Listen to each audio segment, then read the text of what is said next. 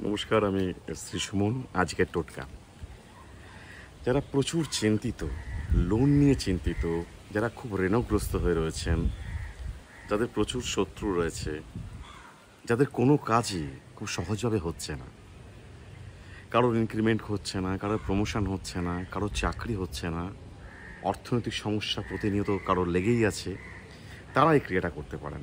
বিশেষ করে মঙ্গলবার এই ক্রিয়াটা করতে হবে। প্রতি মঙ্গলবার হনুমান চালিসা পাঠ তো আমরা করি, প্রত্যেক মঙ্গলবার নিরামিষ খাই বা হনুমান চালিসা পাঠ করি। যারা করেন তাদের ক্ষেত্রে বলছি, বা নতুন কেউ করতে পারেন। 3 মাস টানা এই ক্রিয়াটা করতে হবে, মানে মাসে 4টে করে মঙ্গলবার পড়ছে, আলটিমেটলি 12টা মঙ্গলবার আপনাকে এই ক্রিয়াটা করতে হচ্ছে। একটা অশ্বত্থ গাছের পাতা নেবেন, অশ্বত্থ গাছের পাতায় ফ্রন্ট সাইড এবং ব্যাক সাইড, মানে পাতার সামনের দিক এবং পাতার পিছন দিক জয় শ্রীরাম এবং জয় হনুমান লাল কালি দিয়ে লিখবেন। জয় শ্রীরামও লিখবেন, জয় হনুমানও লিখবেন একসাথে। সামনের দিক লিখবেন এবং পেছন দিক লিখবেন, কিন্তু মাঝে একটু ফাঁকা অংশ রাখবেন। সামনের দিকেও ফাঁকা অংশ রাখবেন, পেছন দিকেও ফাঁকা অংশ রাখবেন, 1 ইঞ্চি বাই 1 ইঞ্চি। যখন জয় শ্রীরাম এবং জয় হনুমান লেখাটা কমপ্লিট হয়ে যাবে,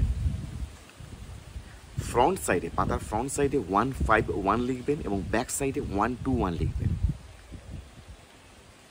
এইভাবে আপনি 3 মাস টানায় ক্রিয়াটা করুন, প্রত্যেক মঙ্গলবার করুন। এই ক্রিয়াটা করবার পর পাতার ওপর একটা মিষ্টি দেবেন এবং পাতার ওপর মিষ্টি রেখে আপনি হনুমানজির মন্দিরে গিয়ে দিয়ে আসবেন, বা প্রবাহমান জলে ফেলে দিয়ে আসতে পারেন, নদীতে ফেলে দিয়ে আসতে পারেন, নদীতে ভাসিয়ে দিয়ে আসতে পারেন, সাগরে ভাসিয়ে আসতে পারেন। এভাবে 3 মাস করুন, আপনি অনেক ভালো থাকবেন, অনেক দিক দিয়ে ভালো থাকবেন। আপনার কাজকর্ম যে জায়গায় ছিল তার থেকে আরও ভালো থাকবে। Thank you.